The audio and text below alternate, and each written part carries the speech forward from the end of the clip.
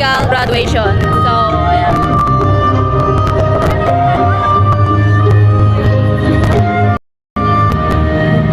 So, doon po yung stage natin. And doon.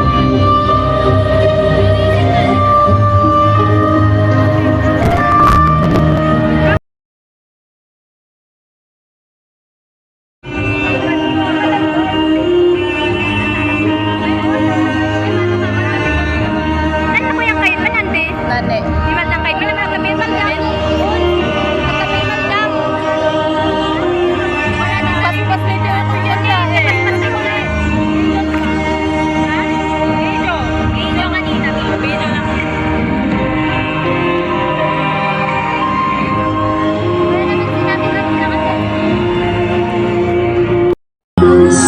Your instructors and clinical coordinators is helping you. Never lose sight of the human being behind the chart numbers, the laboratory values, or the bed numbers.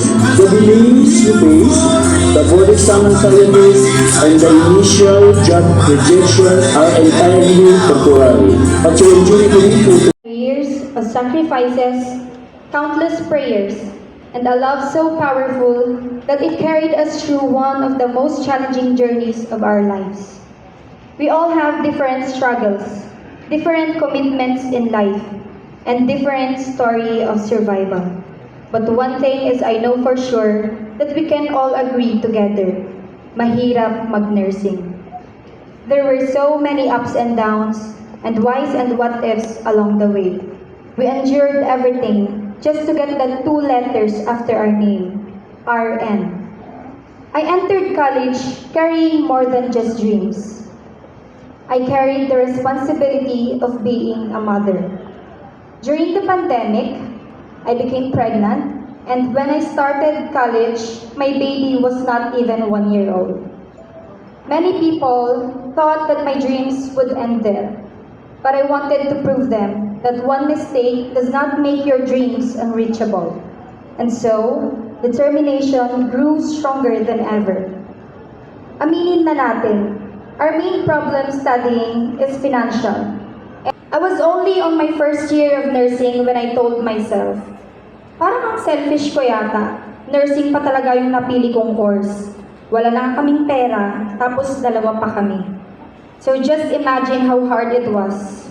Double tuition, double allowance, and all at the same time.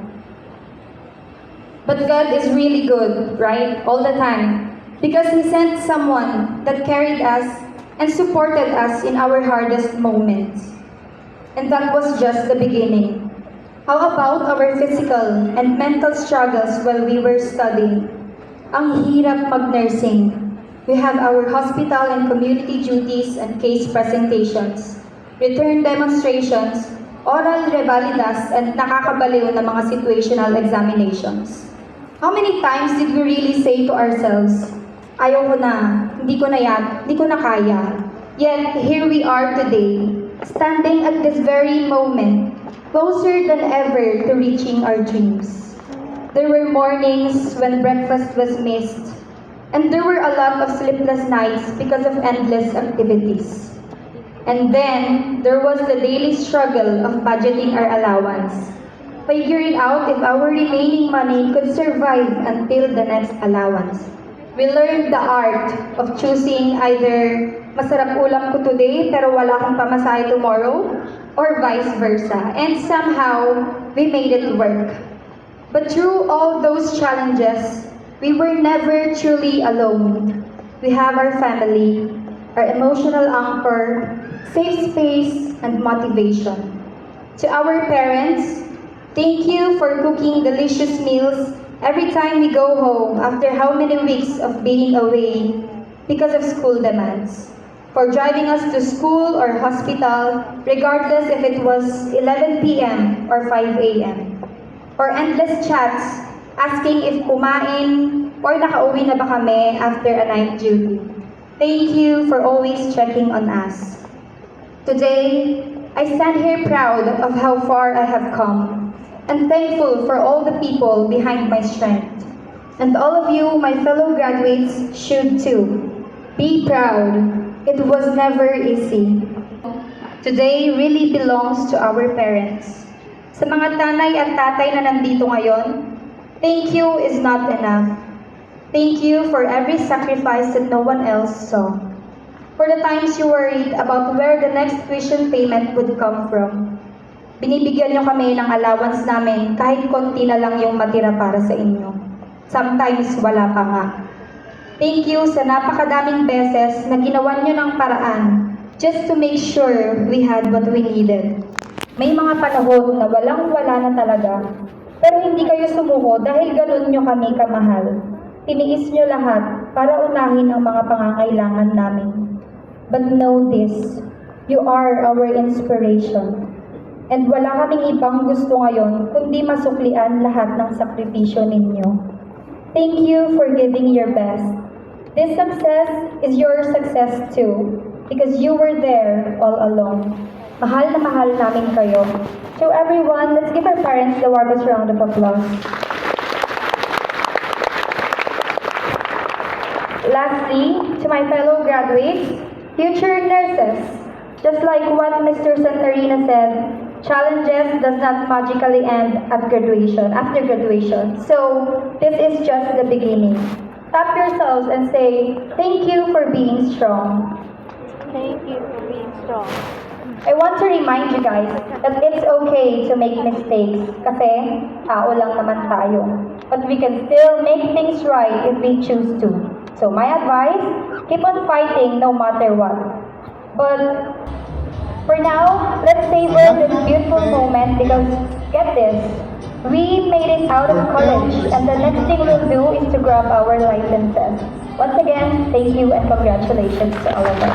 Thank you so much, Ms. Nadine Saladino. As we reflect on Ms. Nadine Saladino's speech, their journeys embodies compassion, dedication, and resilience. To all the nursing students here today, remember that your path is one of the great responsibility and honor. Your commitment to caring for others will undoubtedly shape the future of the healthcare. Thank you once again to Ms. Nadine Saladino and to all nursing students for choosing the path that makes a difference. To all the parents here today, you deserve the heartfelt recognition for as you witness your son and daughters graduating today.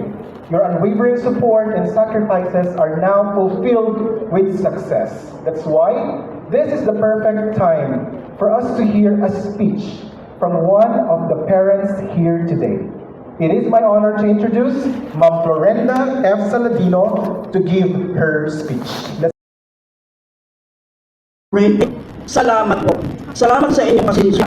Sa paghamon sa aming mga anak na mag-isip ng kritikal, pagmamahal sa kanila bilang inyong anak, at sa pagbibigay ng listas na sila. Isang motibayo sa ating mga anak.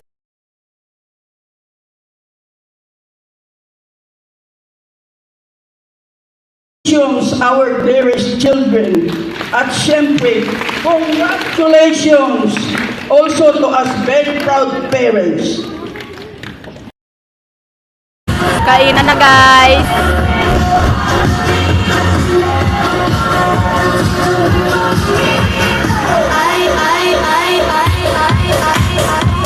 Oh, smile! Oy, for man, go! Oh, sige dito, kay Kuya. Picture taking habang kumakain. Smile!